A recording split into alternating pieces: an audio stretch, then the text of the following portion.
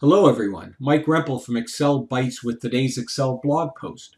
Today we're going to take a look at how we can determine from a list of students and the tests they took and the dates of those tests, how to decide which ones to keep and which ones to delete based on the fact that we want to keep the ones that were the latest dates that they took the tests and delete all the older versions or all the older dates that they took those same tests and only keep the newest ones. So let's see how we can do that in Excel. So here's our scenario. We have a list of students, their classes, the date they took their tests, and the scores that they got. And we can see by looking at this, for example, if I look at Ted and I filter just by Ted, you can see that he took the English test 3 times on 2-1, on 4-12, and 4-23. And what I want to do is delete all the oldest versions of the test that he took and just keep the row which is the latest one of the test that he took for that specific class. So let's clear that and see how we're going to do that in Excel. So the thing we're going to do first is I'm going to enter a couple of helper columns here. I have helper 1 and I'm going to have helper 2, and I'm going to go ahead and just add my borders.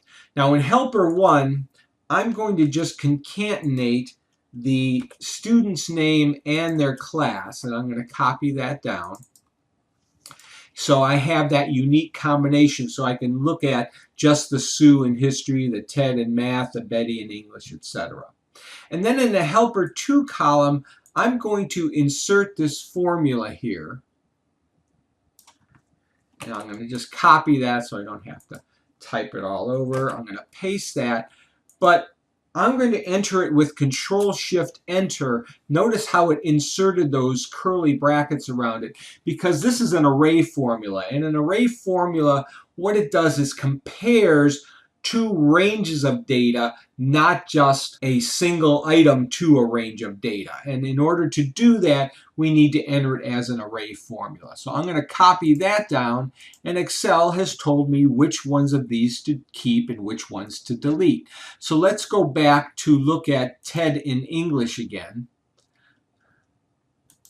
There's Ted and in English, and notice on 2-1 it tells me to delete that. 4-12, delete that, but 4-23, which is the latest, it's telling me to keep that. So let's clear all those and walk through the formula and see how Excel determined with this formula which ones to keep and which ones to delete. So the first thing we're going to look at is the internal if statement. And that internal if statement says, we look at the logical test, if E2 to E23, which is the combination or the concatenation of the name and the class, equals E10, then return for me the date that's in column C. So if we highlight that for our if statement and hit F9, you'll see there are 3 places where it did come up to be a true, and then Excel inserted the date from column C, obviously in its native format, which is the number of days from January 1st, 1900. So then the next step is, what is the max of those 3 dates? I hit that, and the max is 43,213. So does 43,213 equal C10? C10 is 43,132. So if it did, it would tell me to keep it. Since it does not, it's telling me to delete it. And again, that is the result I get here. So again, walking through this, so the first thing Excel is doing is saying, tell me where from E2 to E23 it equals what's in E10. Then give me the associated date for those. Next, tell me what the max date is for those 3, or what's the most recent date.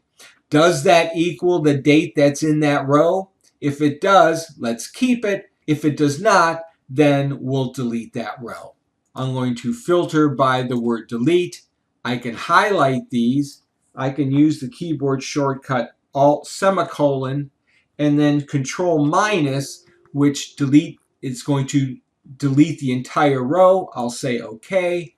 I'll clear my filter here, and now all I have left are the ones to keep, and it deleted all the ones that had delete in column F. And that's how you can do that in Excel. And there you have it. I hope you like what you see. If you do like what you see here, please take a minute to share this post on your favorite social network.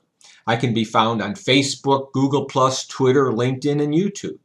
So I hope you enjoy this. If you'd like to see more, please feel free to stop by my website, excel-bytes.com, and I hope you subscribe. So have a great day and happy excelling.